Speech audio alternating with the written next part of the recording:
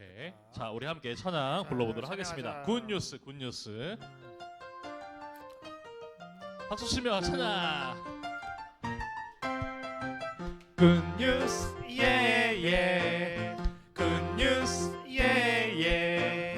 우리 구세주가 나셨다. 굿뉴스, 예예. 굿뉴스, 예예. 기뻐 뛰며 찬양해. 빠밤빰. 온 세상의 기쁜 소식을 전하노라.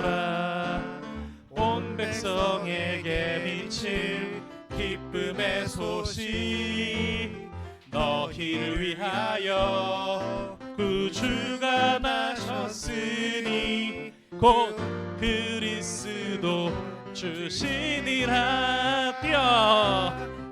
굿뉴스, 예예. 굿뉴스, 예예.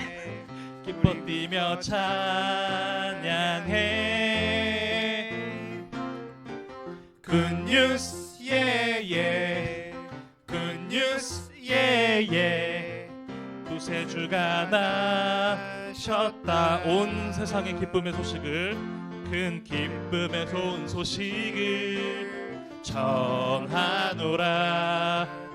온 백성에게 미칠 기쁨의 소식. 너희를 위하여 구주가 나셨으니 곧 그리스도 주시니라. 뼈. 굿뉴스, 예예. 굿뉴스, 예예. 기뻐 뛰며 찬양해.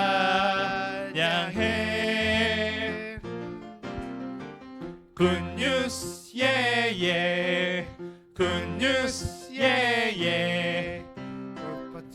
찬양해. 박수. 예수님께서 우리를 위해 이 땅에 오셨습니다. 그게 바로 굿뉴스죠. 우리 그 다음 찬양 불러보도록 하겠습니다.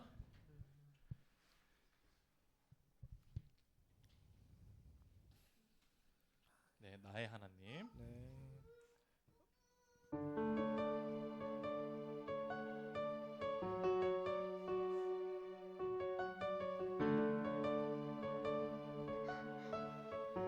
함께 찬양할까요? 나의 사랑, 너는 어여쁘고 참 귀하다. 어느 보석보다 귀하다. 내가 사랑스럽지 않을 때 너를 온전히 사랑하고 너와 함께 하려 내가 왔노라. 2절 찬양합니다. 주의 사랑, 이 사랑은 결코 변치 않아. 모든 계절 돌보시네. 풀은 마르고 꽃은 시드나 주의 말씀은 신실해. 실수가 없으신 주만 바라라. 주님의 나라와 뜻이 나의 삶 속에 임하시며 주님 알기를, 주만 보기를 소망해. 거룩히 살아갈 힘과 두려움 없는 믿음 주실 나의 하나님.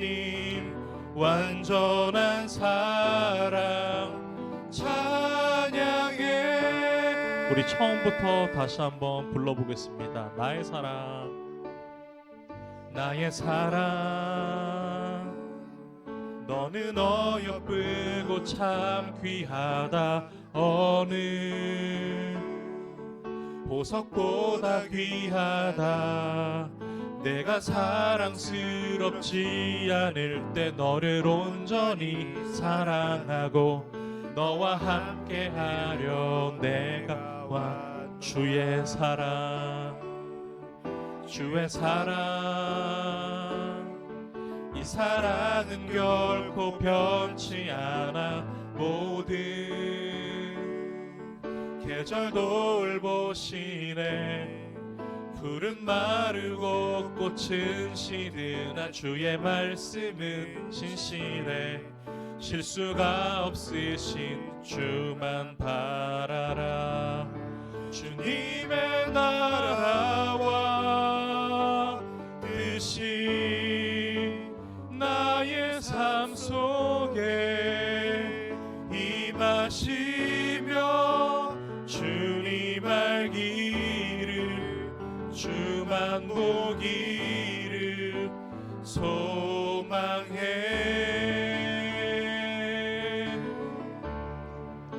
거룩히 살아가 힘과 두려움 없는 믿음 주신 나의 하나님.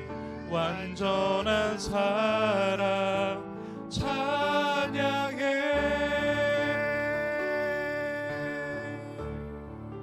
아멘. 자, 우리 마지막 찬양입니다. 하나님의 부르심이라는 찬양이고요. 함께 이 찬양 부르도록 하겠습니다. 시원이 마우스 만지면 안 돼요. 혹시 꺼졌나 안 꺼졌나 확인해 주세요. 하나님의 부르심에는 후회하심이 없네. 내가 이 자리에 선 것도 주의 부르심이라. 하나님의 부르심에는 결코 실수가 없네. 나를 부르신 하나님의 신실하심을 믿네. 날 부르신 뜻, 날 부르신 뜻 내 생각보다 크고 날 향한 계획 나의 지혜로 증명 못하나.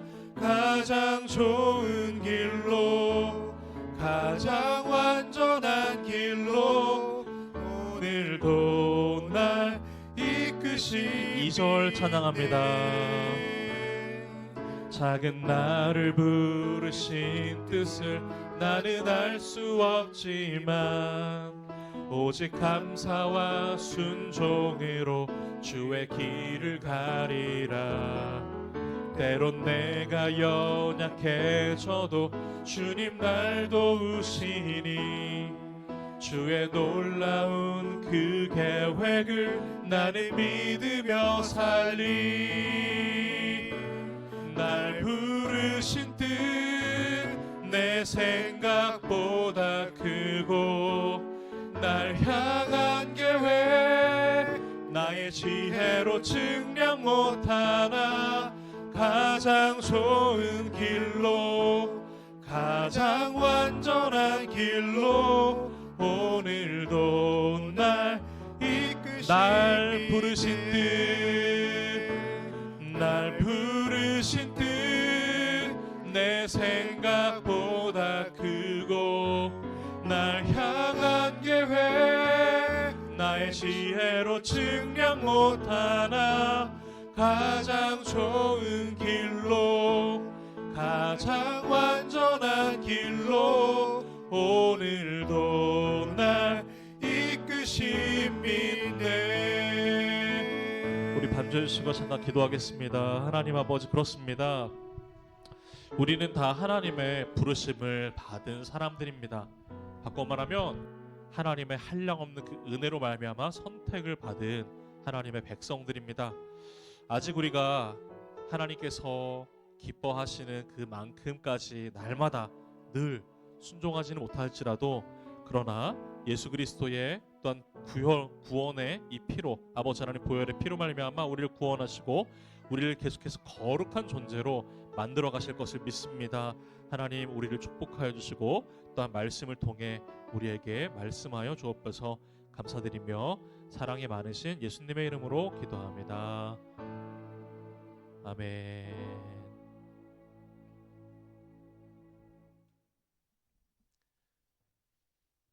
우리 말씀 이거 PPT가 안 넘어가서 그런데 그 PPT 이게 요걸 눌러줘야 제가 이걸 컨트롤할 수 있을 것 같아요.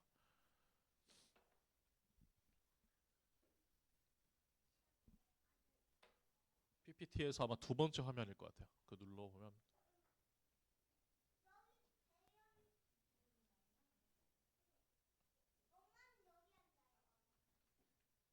네 됩니다. 감사합니다. 다시 안 돼요. 오케이 됐습니다. 감사합니다. 자, 아예 그 방송실 문을 닫는 게 나을 것 같아요. 애기들 우리 여기 앞에 앉으면 되겠다.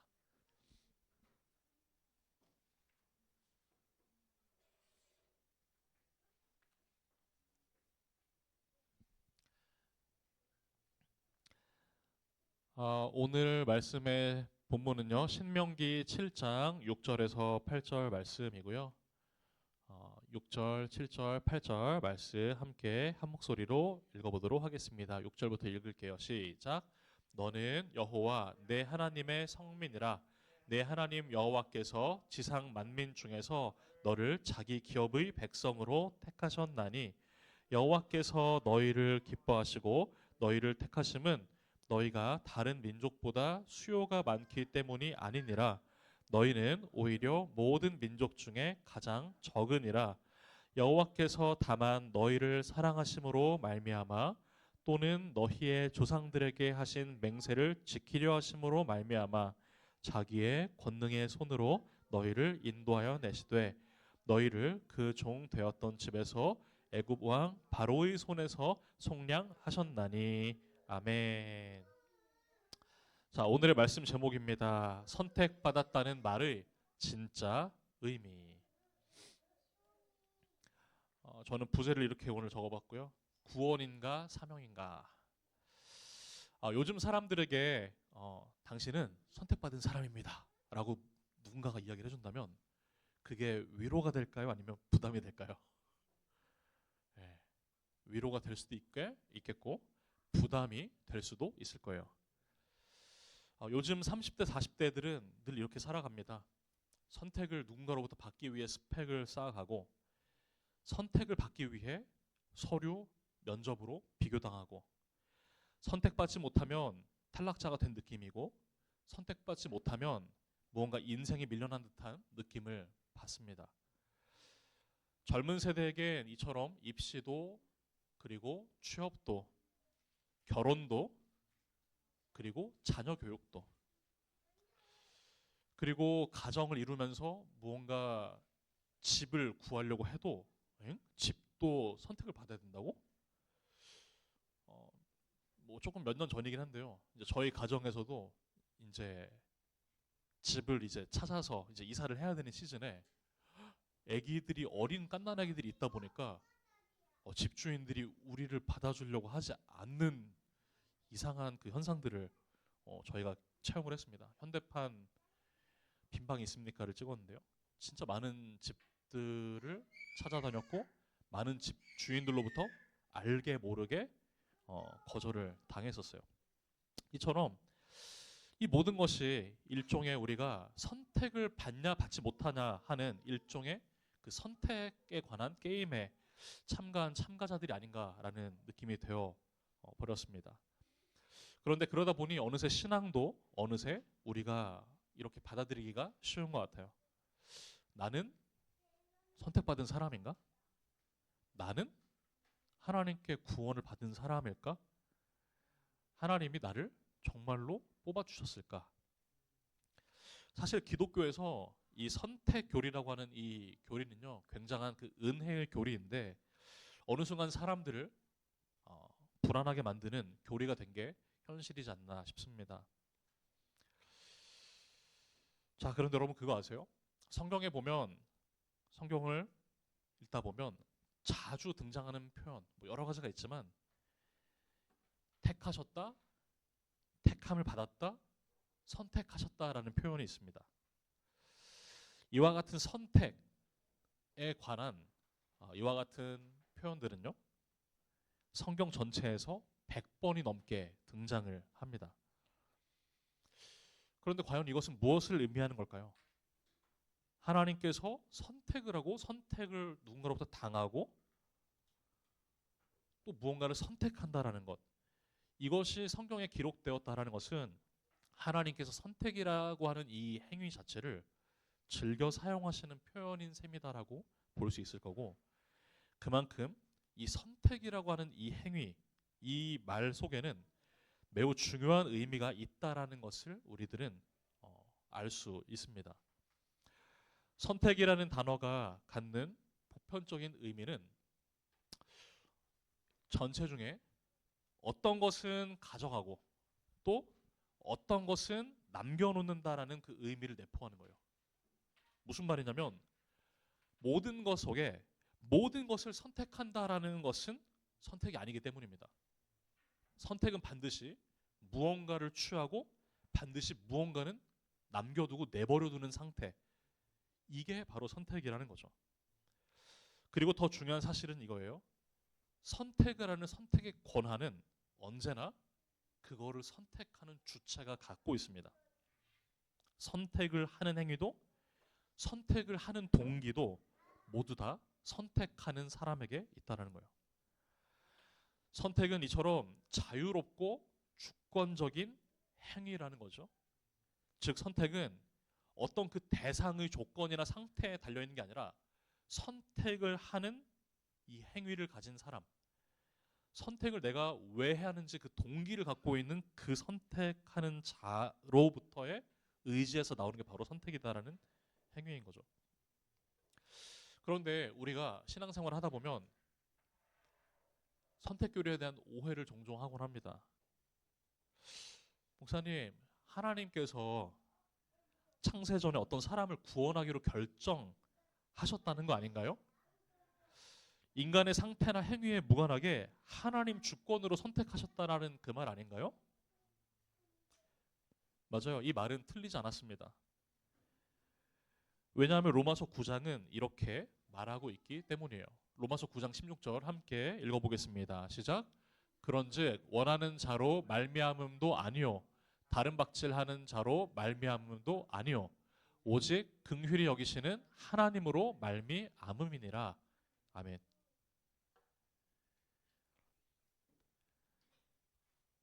그런데 문제는요, 신앙이 이렇게 변질되는 순간이 많은 사람들에게 찾아온다라는 거예요. 그럼 나는 이미 결정된 사람이란 얘기인가? 그럼 나는 왜 살아야 되는 걸까? 그럼 앞으로 내가 어떻게 살아도 큰 상관이 없는 게 아닌가? 하나님의 선택이 은혜가 아니라 무언가 운명론으로 바뀌어버리는 순간 인간은 하나님 안에서의 참된 그 은혜 안에서의 선택의 의미, 삶의 의미를 잃어버리기가 쉽습니다. 저는 그래서 계속해서 이 부분을 좀 우리가 살펴봐야 될 것 같아요. 유대인들은 이 선택이라는 것을 어떻게 이해했을까? 아주 중요한 관점 하나를 소개하려고 합니다. 성경을 가장 오래 붙들고 살아온 공동체인 유대 공동체, 유대인들은 선택을 과연 어떻게 이해를 했을까? 우리는 이것을 잘 알 필요가 있습니다. 먼저 유대교는 이스라엘 자신들이 선택받은 민족이다라는 것을 분명히 그들은 밝히고 있습니다. 하지만 하나님께서 그들을 선택하셨다라고 할 때의 그 의미는 우리가 생각하는 것과 완전히 다릅니다. 유대교에서의 선택은 맞죠. 하나님께서 우리 민족을 선택하셨다. 뭔가 구원이라고 하는 그 의미도 충분히 있지만 유대인들에게 있어서 선택은 어떤 사명으로의 선택의 느낌이 훨씬 더 강합니다. 하나님께서 이스라엘 민족을 선택하셔서 그들의 하나님이 되어주심은 자신들은 특권이 아니라 책임을 가졌다라고 해석을 한다라는 거예요. 이스라엘 백성, 우리에게 하나님께서 말씀, 토라를 주심으로 우리는 그 토라를 가진 백성으로서 그 말씀대로 살아야 할 책임을 가진 존재가 됐다라는 거죠. 하나님이 이스라엘 백성을 선택하신 이유는 그들을 먹고 편하게 살게 하려는 것에 있는 것이 아니라 하나님의 의지, 하나님의 뜻을 세상에 보여주는 도구로 쓰시기 위해서였다라는 거예요. 바빌로니아 탈무드에 보면 이런 구절이 있더라고요.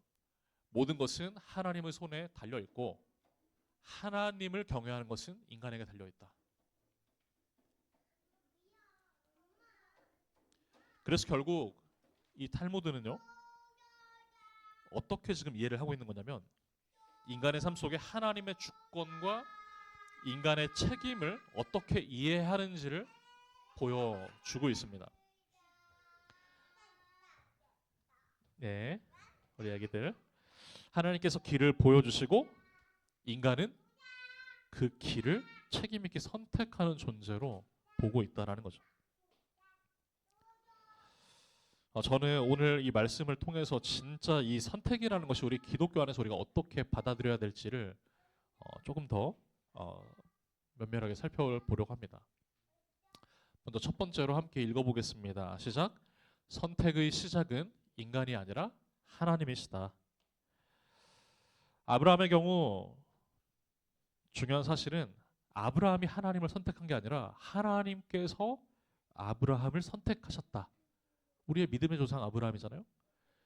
그 믿음의 조상이 하나님을 선택한 게 아니라 하나님이 그에게 찾아오셨다라는 거죠. 느헤미야 9장 7절에 보면 이렇게 기록이 됩니다. 주는 하나님 여호와시라.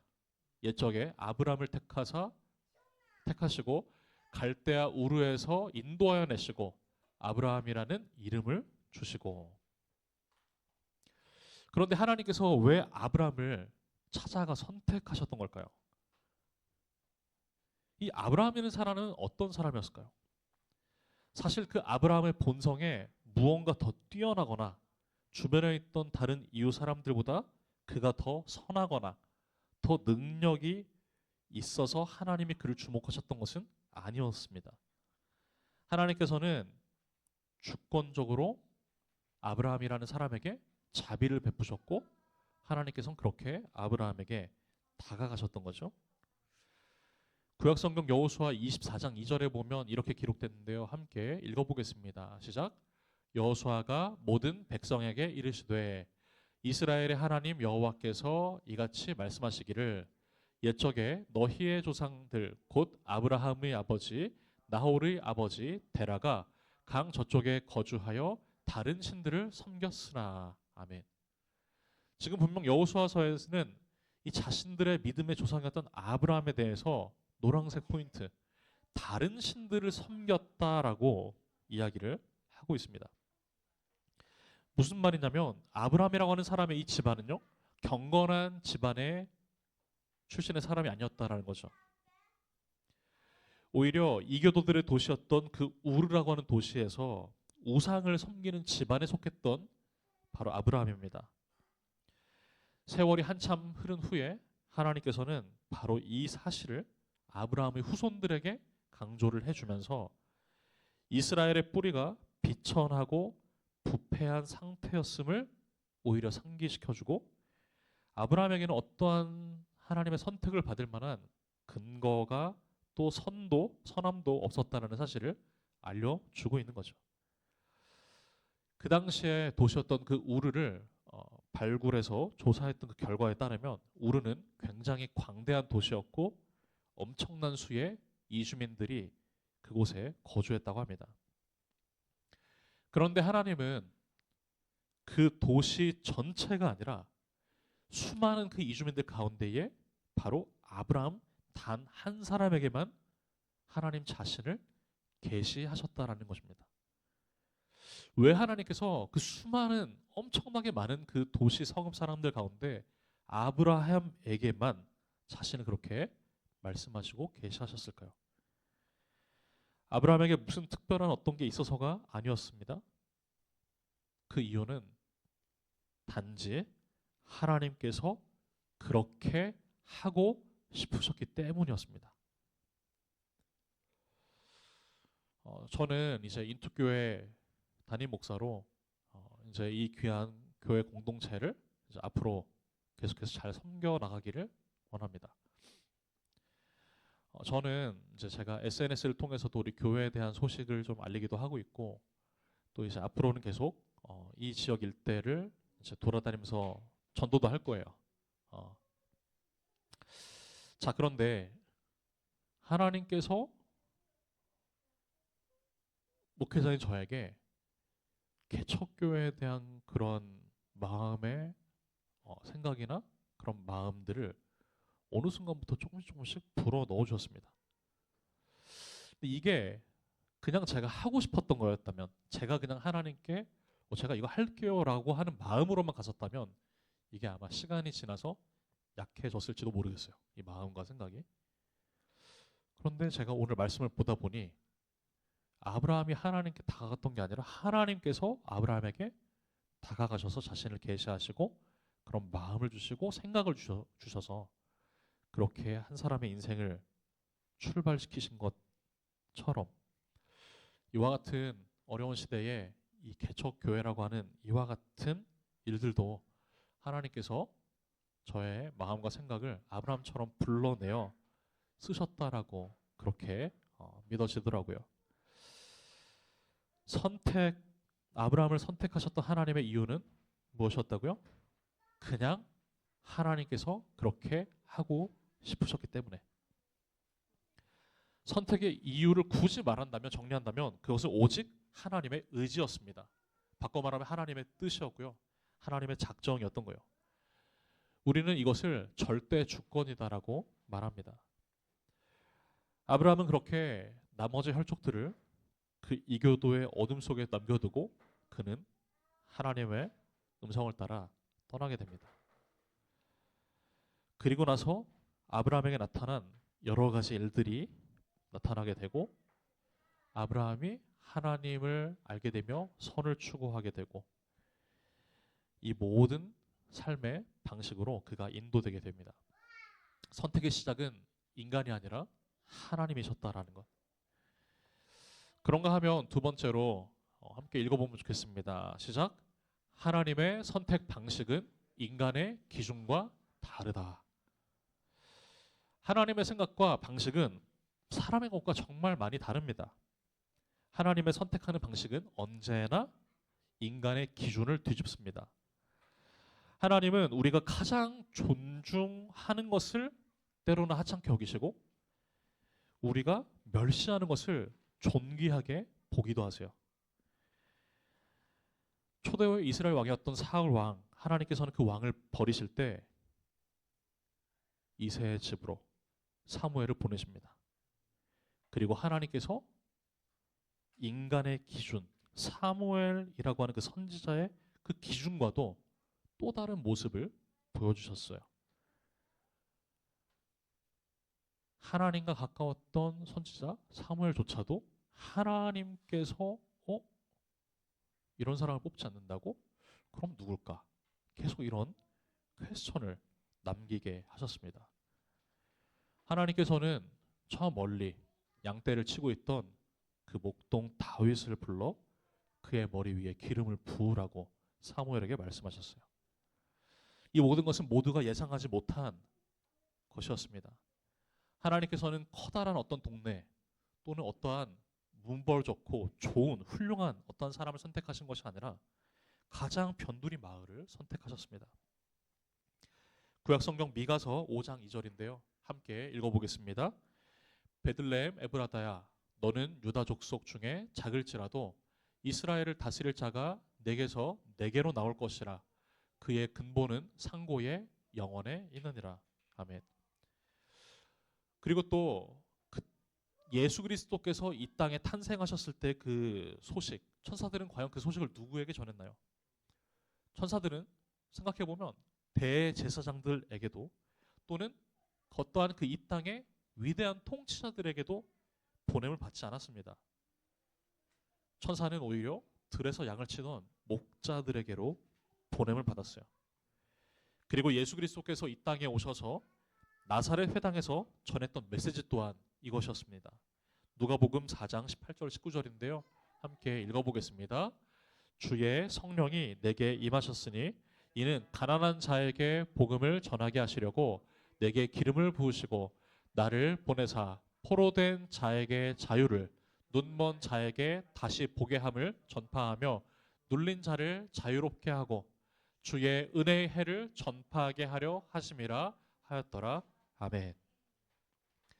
결국 하나님께서는 우리가 존중하는 것을 하찮게 여기시고 우리가 멸시하는 것을 존귀하게 여기시는 하나님이셨다라는 것을 우리는 성경 곳곳을 통해 확인하게 됩니다.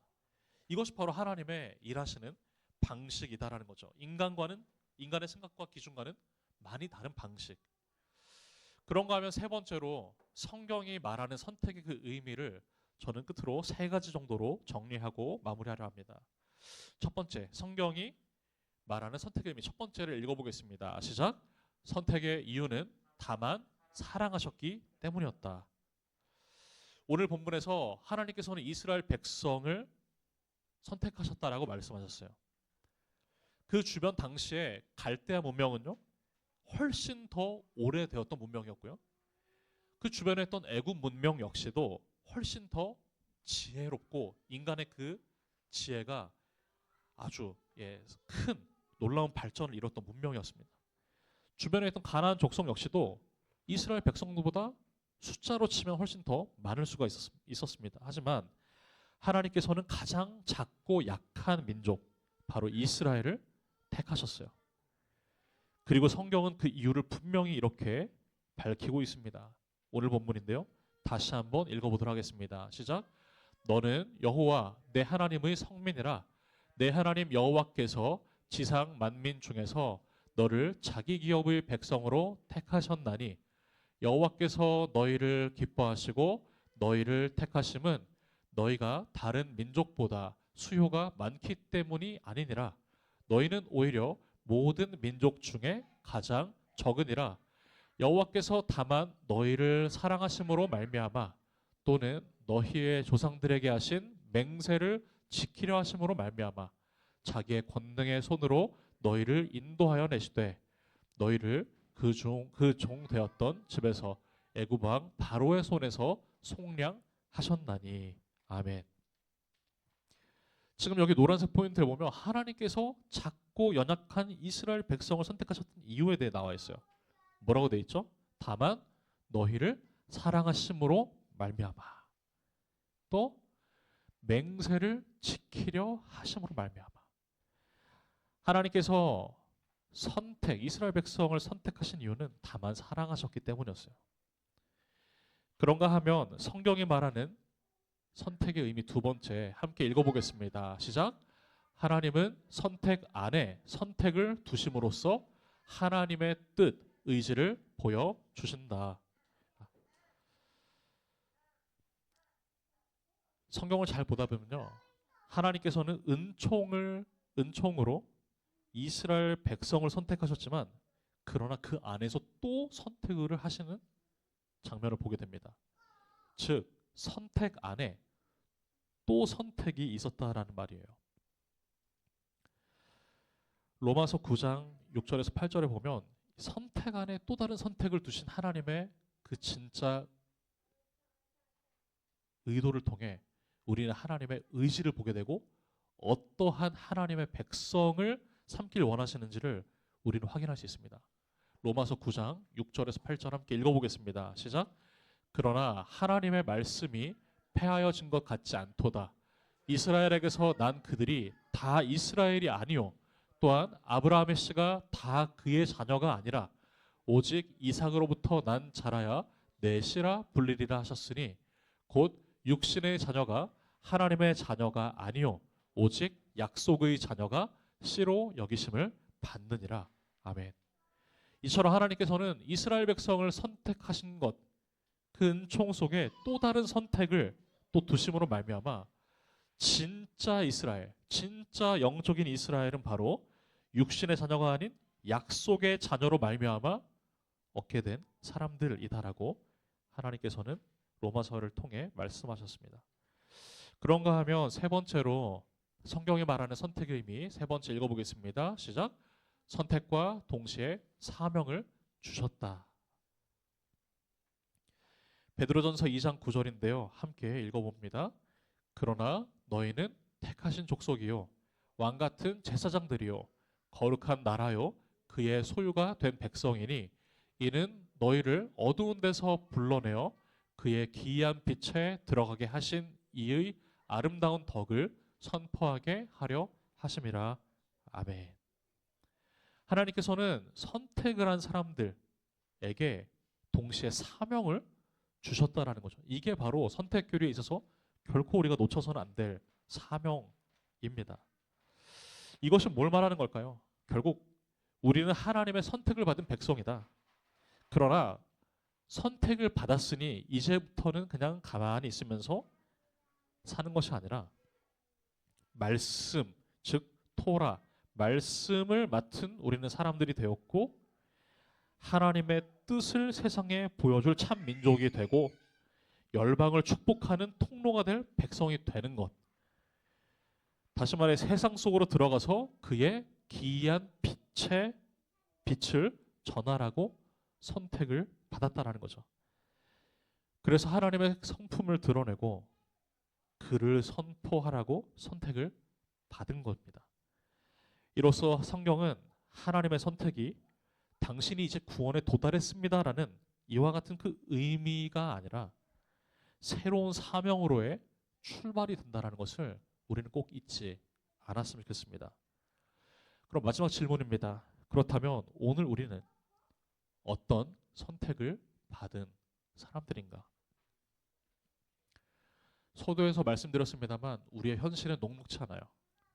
직장은 불안정하고 집값은 감당이 안 되게 오르고 결혼이라는 것, 연애라는 것은 흔한 것이 아니라 오히려 흔하지 않은 것이 됐습니다. 도전이고 모험이 됐습니다. 그리고 또 결혼 생활에서 아이를 키운다는 것은 정말로 커다란 부담이 됐어요. 그래서 오히려 이 시대에는 선택받았다라는 말이 어쩌면 그리 축복처럼 들리지 않을지도 모르겠습니다. 오히려 당신은 선택받았습니다라고 이야기를 듣는다면 우리는 이렇게 들리기가 쉬울 것 같아요. 선택받았으니까 그래서 나보고 뭘 더 하라는 거지? 안 그래도 힘든데 무슨 책임을 나보고 여기서 더 지라는 걸까? 그런데 하나님께서는 이스라엘과 같이 우리에게도 먹고 편하게 살게 하려는 것에 있는 것이 아니라 하나님께서 우리를 선택하셨다면 우리를 보다 더 의미 있게 하나님의 기이한 그 빛을 또 그분의 아름다운 덕을 선포하며 이 땅에서 정말 의미 있게 살라라고 부르셨다라는 것을 우리는 기억을 해야 합니다. 말씀을 맺겠어요. 선택교리는 우리가 이제 구원받았으니 편안하게 먹고 살도록 우리 자신을 운명론에 가둬버리는 교리가 아닙니다. 오히려 우리를 사명으로 부르는 하나님의 진리이자 교리입니다. 우리는 우연히 태어나지도 우리는 대충 살아서는 안 되는 존재입니다. 하나님께서 우리를 부르셨고 우리를 다만 사랑하심으로 택하셨고 그렇게 하나님의 작정과 의지와 뜻을 가지고 우리를 세상 가운데에 보내신 존재가 되었다면 그러므로 오늘날 하나님의 선택을 받은 사람들의 질문들은 이래야 할 것 같습니다. 나는 선택받은 사람답게 살고 있는가? 그리고 오늘 하나님께서는 우리에게 이렇게 묻고 계실 겁니다. 내가 너를 선택하여 불렀다. 이제 너는 어떤 모습으로 살아갈 거니? 기도하겠습니다.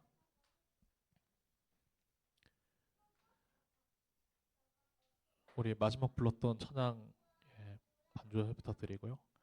하나님 아버지 감사합니다. 선택, 성경이 말하는 그 진짜 선택 속에 담긴 그 의미들을 함께 살펴보았습니다. 나는 이제 하나님의 구원받은 백성이 되었으니 이제 끝난 거 아닌가? 나는 하나님의 선택을 받았으니 더 이상 내가 뭘 해야 할까가 아니라 하나님께서 우리를 부르셨고 선택하셔서 우리가 교회 공동체의 일원으로 모이게 되었다면 하나님 마땅한 사명이 있는 것입니다. 하나님 그 귀한 빛을, 예수 그리스도의 귀한 빛을 우리가 또한 선포하고 또 그분의 아름다우신 그 덕을 우리가 선포하며 찬양할 수 있도록 하나님 축복하여 주옵소서. 감사드리며 예수님의 이름으로 기도합니다. 아멘. 우리 마지막으로 불렀던 하나님의 부르심 함께 찬양하시고 축도로 예배 마치도록 하겠습니다.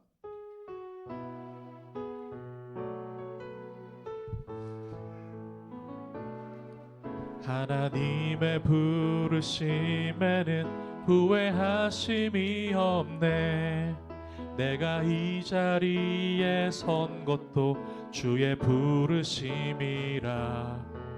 하나님의 부르심에는 결코 실수가 없네. 나를 부르신 하나님의 신실하심을 믿네. 날 부르신 뜻 내 생각보다 크고 날 향한 계획 나의 지혜로 측량 못하나 가장 좋은 길로 가장 완전한 길로 오늘도 날 이끄심이 2절 찬양하겠습니다. 작은 나를 부르신 뜻을 나는 알 수 없지만 오직 감사와 순종으로 주의 길을 가리라. 때론 내가 연약해져도 주님 날 도우시니 주의 놀라운 그 계획을 나는 믿으며 살리. 날 부르신 뜻 내 생각보다 크고 날 향한 계획 나의 지혜로 측량 못하나 가장 좋은 길로 가장 완전한 길로 오늘도 날 이끄신 날 부르신 뜻 날 부르신 뜻 내 생각보다 크고 날 향한 계획 나의 지혜로 측량 못하나 가장 좋은 길로 가장 완전한 길로 오늘도 날 이끄심 있네.